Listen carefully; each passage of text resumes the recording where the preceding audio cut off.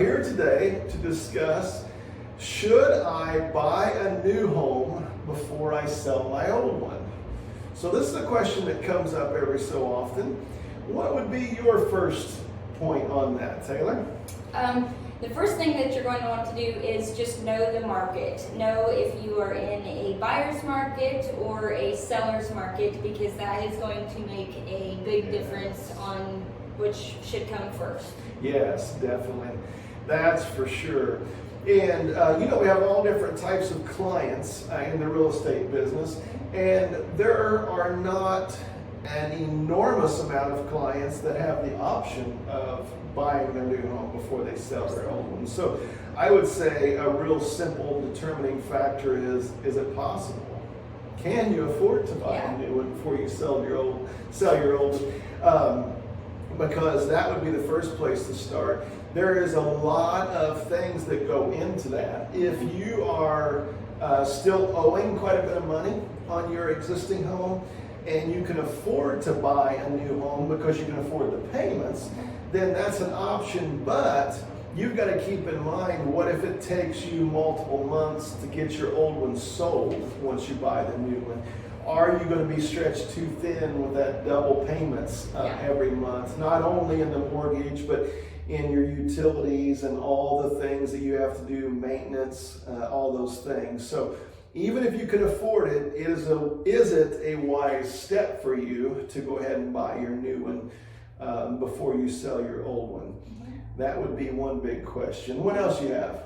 Another one, another risk that you're taking is you are going to possibly, if you can't get yours bought before you sell yours, going back to knowing the market and how that things go, you could possibly have to find temporary housing, which is also kind of hard to do, especially if you're needing it just for a short amount of time before you move into the other one. So that definitely is something to think about, to make sure that your timing is lining up right, so that way you kind of are looking ahead and know what is coming and know what you've got to prepare for. Yes, definitely. Yeah, depending on what area you live in, even a short-term rental like Taylor's talking about can be real hard to find. Or maybe you got some family members you can live with for a short time. We've definitely helped clients that way. So it definitely depends on what your availability is for in the interim, if you can sell your existing home and then buy. If you do not have those options, then you come back to a lot of variables. I would say if you have the finances to actually buy your new home and you're not paying a payment on two places, then that could make it a lot more appealing, because you're not stretching yourself too thin on a monthly basis, and yet you can get all settled in and everything the way they need to be before you sell your existing home. Then that would probably be the best case scenario for sure. What else you got on your list? And then just like you were saying, if you do have the finances to be able to do that, if you can purchase one while you still stay in the others, it does reduce the pressure of absolutely needing to get yours sold before you have the finances to be able to obtain a new home. So just making sure that everything is, you're looking ahead, making sure things are set, and you kind of know what to expect, that, and that's going to help you make your decision whether you should buy or sell first. Yes.